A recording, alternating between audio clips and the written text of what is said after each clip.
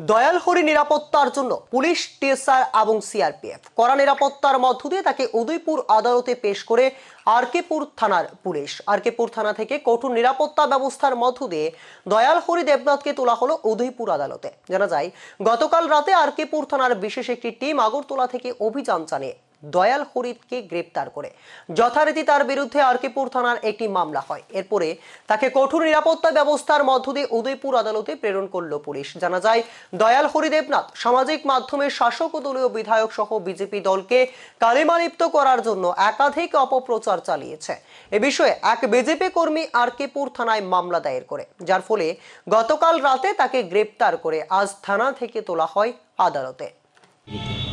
ওনার নামে গতকালকে আমাদের কাছে একজন উৎপল চক্রবর্তী নামের ভদ্রলোকের থেকে কমপ্লেন্ট আসে যে উনি এই মিস্টার দয়ালহরি দেবনাথ উনি ফেসবুকে ওনার ফেসবুক অ্যাকাউন্ট থেকে এই কমপ্লেনেন্টের এগেনস্টে খুব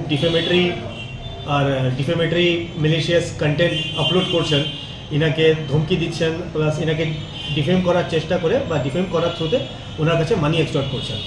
তো ওনাকে এত প্রেশার দেওয়া হয়েছে, যেটা অ্যালিগেশন আছে এফআইআরে, যে ওনাকে প্রেশার দেওয়া হচ্ছে আর প্রেশারের থ্রুতে উনি ওনাকে বাধ্য হয়ে 50,000 রুপিস ট্রানজ্যাক্ট করেছেন। আজকে আমরা ব্যাঙ্ক ট্রানজ্যাকশন চেক করেছি, এসবিআই থেকে আমরা যে কমপ্লেনেন্ট আছে মিস্টার চক্রবর্তী ওনার আমরা ব্যাঙ্ক অ্যাকাউন্ট ডিটেলসটা নিয়েছি। এখানে দেখা গেছে একটা পার্টিকুলার ডেটে 50,000 ট্রানজ্যাকশন আছে অ্যাজ ক্লেম।